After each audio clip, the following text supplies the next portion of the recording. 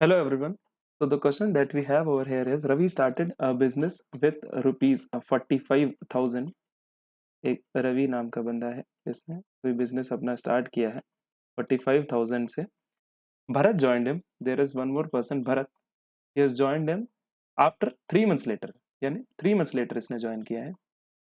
यानी 3 months later he has joined. 3 months later he has joined. That means he will be there for 9 months for a particular year.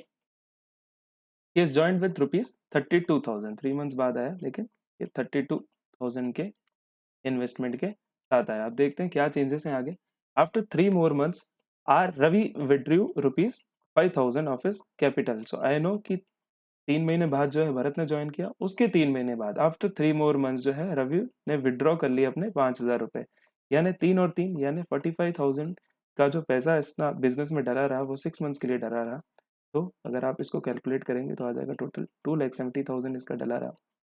फिर इसने बाद में क्या किया है कि अपना 5,000 रुपये जो है इसने निकाल लिए हैं बिजनेस से. दैट मीन्स इसका 40,000 का इन्वेस्टमेंट बचा. बाकी 40,000 का केवल इन्वेस्टमेंट बचा है इसका remaining of the time period के लिए. दैट मीन्स 2,40,000 ऐसा चला. उसके बाद अगर बात करें एंड 2 more months लेटर, यहाँ पे आप टाइमलाइन में देखें आप 6 months तक पहुंच चुके थे. And 2 more months later Bharat brought in rupees 13,000 more. That means जो 32,000 है वो 2 + 3 यानी 5 months के लिए ये वाला पर्टिकुलर पैसा चला. 5 months के लिए ये चीज़ चली उसकी. That is 1,60,000. ये तो चला ही चला. उसके बाद इसने क्या किया कि अपना 13,000 रुपये से इन्वेस्टमेंट बढ़ा दिया, यानी 32,000 से प्लस 13,000 कर दिया. दैट मीन्स इसने अपना इन्वेस्टमेंट 45,000 कर दिया. For the remaining time period मुझे पता है कि ये 9 मंथ्स के लिए रहने वाला है. 5 मंथ्स के लिए इसका यहाँ चला है, यानी रिमेनिंग 4 मंथ्स के लिए इसका 45,000 चला होगा. That means 1,80,000.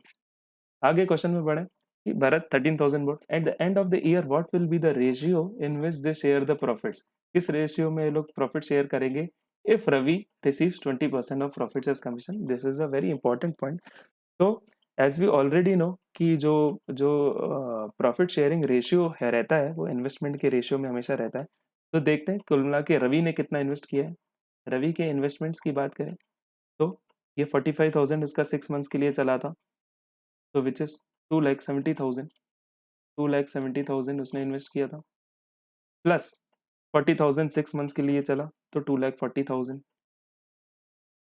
दैट मीन्स इसको अगर हम लोग अगर ऐड कर लें तो इसका टोटल इन्वेस्टमेंट जो रहा वो रहा 5,10,000.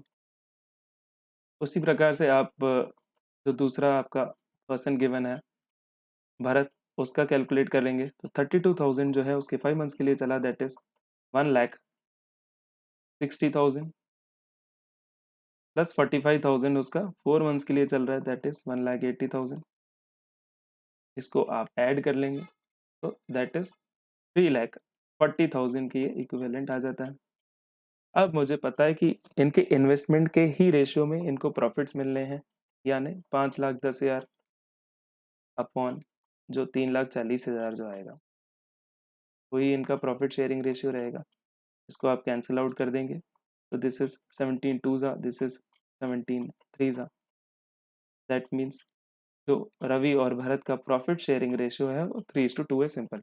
पर यहाँ से ये चीज़ चेंज हो जाती है कि रवि को ऑल्सो मिल रहा है, Ravi receives 20% of profit as commission. Now let me assume कि प्रॉफिट जो है उस पर्टिकुलर फाइनेंशियल ईयर के लिए उन्होंने 100x बुक किया. 100x is the profit they have booked. I know कि रवि को कुछ कमीशन मिलने वाली है. Commission Ravi's commission is 20%. तो रवि's कमीशन आप हमेशा पहले निकाल लेंगे तो 100x का 20% आपको पता है 20x हो जाने वाला है. तो ये हो जाएगा रवि का कमीशन. अब जो आपका रिमेनिंग प्रॉफिट रहेगा वो आपको 3:2 के रेशियो में बांटना है. तो आई नो कि रिमेनिंग प्रॉफिट इज 100x में से 20x तो आपको ऑलरेडी जा चुका है. दैट इज 80x का रिमेनिंग प्रॉफिट है. अगर रवि के शेयर की बात करें तो उसको मिलने वाला है 80x का 3/5. यस, 80x का 3/5 इसको मिलने वाला है. इसको आप कैलकुलेट कर लेंगे तो आ जाएगा 16 × 3 विच इज 48x. इसी प्रकार से आप भरत का कैलकुलेट कर लेंगे तो आ जाएगा आपका 80x का 2/5 इसको मिलने वाला है। तो this is 16x into 2 which is 32x। तो let us find out the final ratio. मुझे पता है कि रवि को 48x जो है वो यहाँ मिला है, पर इसको कमीशन भी मिली है। कितना मिली है? 20x।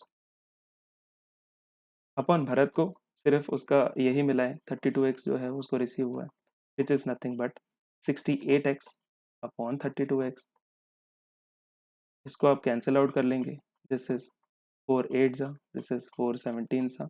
तो फाइनल रेशियो जो आ जाता है 17:8 जो है आपका रिक्वायर्ड रेशियो है इस पर्टिकुलर क्वेश्चन के लिए।